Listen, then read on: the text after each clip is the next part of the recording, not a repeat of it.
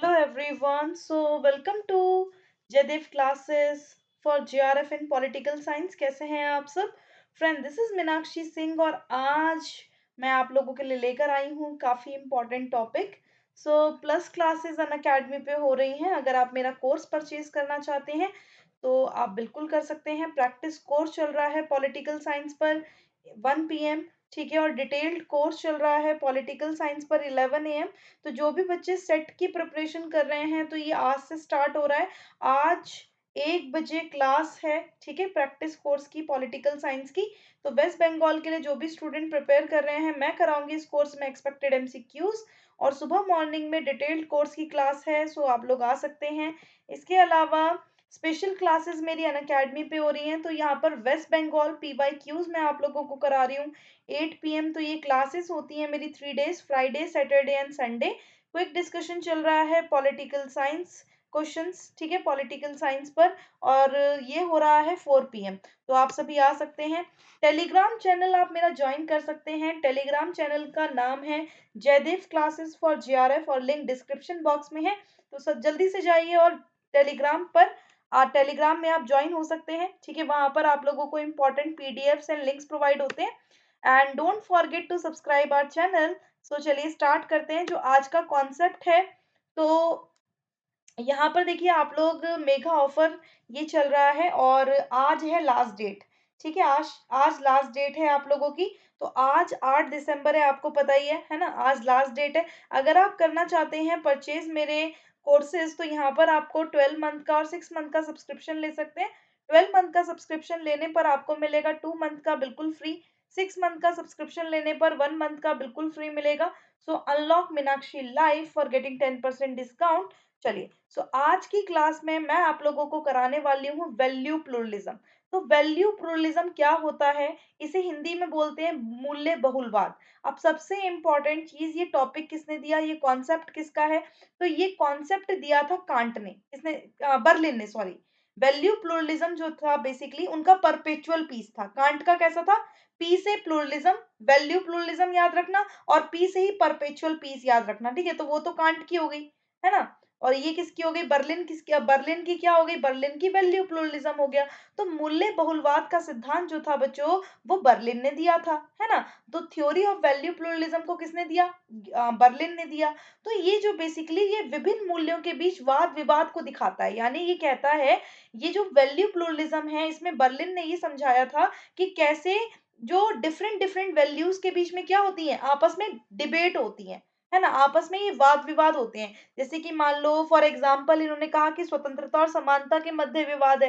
Like for example dispute between liberty and equality, है ना। तो अकॉर्डिंग टू बर्लिन जो यहाँ पर वो क्या बताते हैं, मूल्य एकत्ववाद का अर्थ बताते हैं, यानी एक ही मूल्य की सभी विकल्पों को निर्धारित करेगा। जैसे जैसे यहाँ पर वो बोलते हैं कि उपयोगितावाद है, उपयोगितावाद के लिए उपयोगिता के सिद्धांत ही सभी क्रिया निर्धारित करता है ना। जैसे बेंथम बोलते हैं कि भाई प्लेजर एंड पेन की बात करते हैं तो प्लेजर जो है बेसिकली, प्लेजर अगर 51% है तो उनके लिए प्लेजर बेस्ट है ना, वो पेन को इग्नोर कर देते हैं। तो बर्लिन के अनुसार जो मूल्य एकत्ववाद का अर्थ है, एक ही मूल्य की सभी विकल्पों को निर्धारित करेगा। एक ही मूल्य क्या करेगा? सभी विकल्पों को निर्धारित करेगा, यानी वैल्यू जो होगा वो डिटरमाइन करेगा ऑल अल्टरनेटिव्स को। For example utilitarian principle of utility determine करता है ऑल एक्शन को। सही बात है ना। तो बर्लिन यहाँ पर कहते हैं कि जो ऑल ह्यूमन बींग्स होते हैं उनकी डिफरेंट डिफरेंट वैल्यूज होती हैं। सही बात है ना। जो मनुष्य होते हैं, मनुष्य के जो मूल्य होते हैं वो अलग अलग होते हैं। मेरे लिए अलग होगा, मेरे वैल्यूज अलग हैं, आपके वैल्यूज अलग हैं।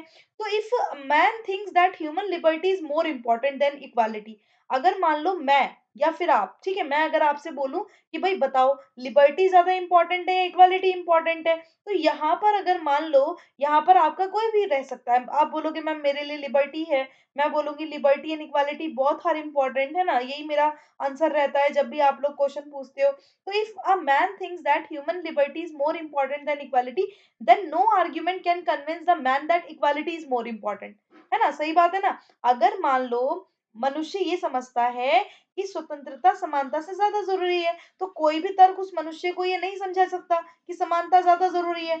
सही बात है ना? अगर आपके लिए मान लो लिबर्टी ज्यादा इंपॉर्टेंट है, इक्वालिटी उतनी नहीं है, तो कोई सिद्धांत आपको बता पाएगा? कोई भी तर्क अगर मैं आपको आपके साथ देती हूँ तो आपको ये करवा पाएगा? नहीं। जैसे उदाहरण के तौर पर उदारवादी देशों में स्वतंत्रता को बहुत तरजीह दी जाती है। दी जाती है? जैसे मान लो, जैसे फॉर एग्जांपल जो लिबरल कंट्रीज़ होती हैं, फ्रीडम को प्रायोरिटी दी जाती है वहाँ पर। आप बोलोगे यस, फ्रीडम को प्रायोरिटी दी जाती है। तो अकॉर्डिंग टू बर्लिन अगर आप देखो तो देयर आर मेनी वैल्यूज, है ना? With equal rights but yet contract each other like liberty and equality. तो यहाँ पर बर्लिन कहते हैं कि भई हमारे जो यहाँ आस-पास होते हैं वो काफ़ी सारे वैल्यूज होते हैं। जो इक्वली राइट होते हैं, जो समान रूप से सही होते हैं, फिर भी एक दूसरे के विरुद्ध होते हैं।